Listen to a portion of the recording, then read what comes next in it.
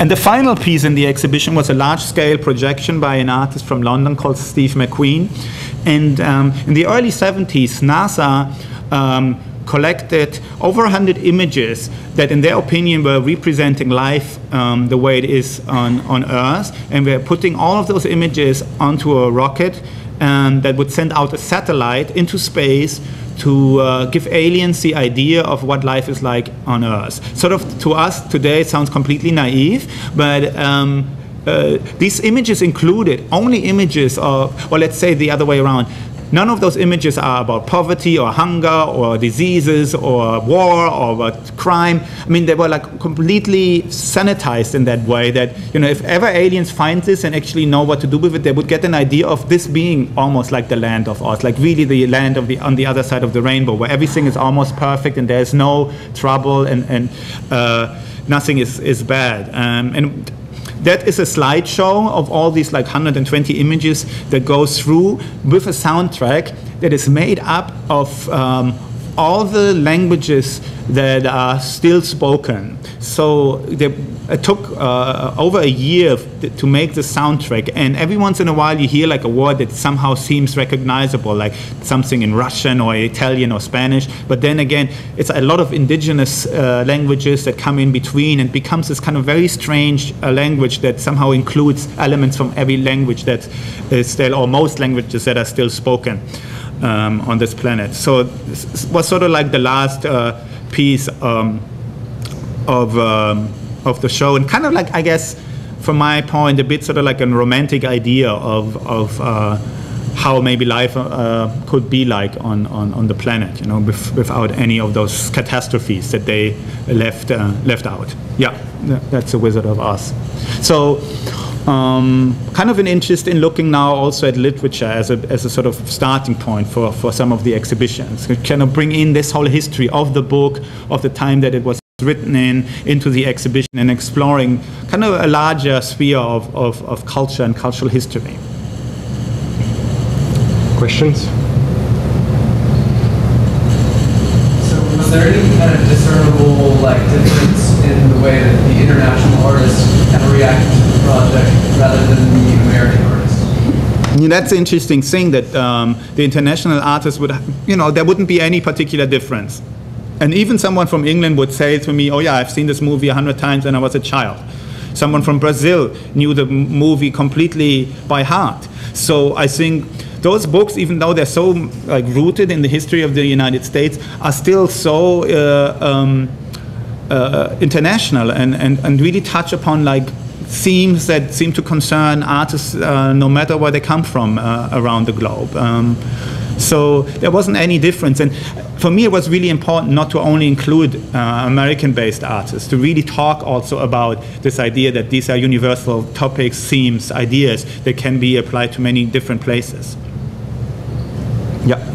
What was the version of pieces that you co-opted, like those two paintings, those photorealistic paintings, they already existed in the art of the written wishes. So how many of them were you collected because you thought that they addressed the topic? How many artists made work before the show? There was about, like, I would say 40% of existing work and 60% of work that was done specially for the show. But you know, the Bruce Conner film, for example, that you saw in the sign from, that's a film from like the late 60s. And the interesting thing about that film was that Bruce Conner actually was born on a farm in Kansas, just like Dorothy. And that film is exactly about growing up on a farm in the 1960s in Kansas. Or even, yeah, 1950s, I think. And so there's a lot of very personal material from Bruce Conner in there. It's about this boy who falls asleep in the beginning of the film and has a dream, and the dream is about a movement. You see like airplanes and trains, and it's a very high speed.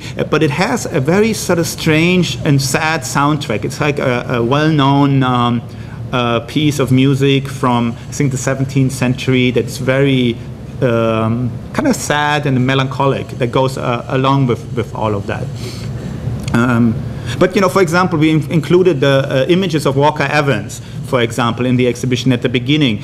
Some of those famous images that depict the scarecroppers. And it was for me really this idea that, you know, those images were kind of representing what in my mind living in Kansas around the turn of the century must have been like. Even though those images were taken in the late 1920s, it felt to me that this could be, you know, very much a representation of what the living conditions of Dorothy might have been. And Walker Evans himself was writing about his experience going to the South and taking those photographs, really thinking, you know, that he would have entered another world, almost like a time warp, where he was brought back like into the 19th century, where people were living under conditions that he thought were not actually existing anymore in the United States, without electricity, without running water, without the possibility of an education, and so on and so on. So I felt that was like a nice way of actually coming into the show and beginning the narrative. So the works that were existing, none of those artists, you know, based the works on The Wizard of Oz, but you just integrated them into it because it served the purpose of the narrative you wanted to tell. Yeah, yeah. I mean, sometimes it didn't really. I feel like I had sometimes my own ideas with it. Like we had the Andy Warhol piece in there that would show Jackie Kennedy during the funeral of JFK.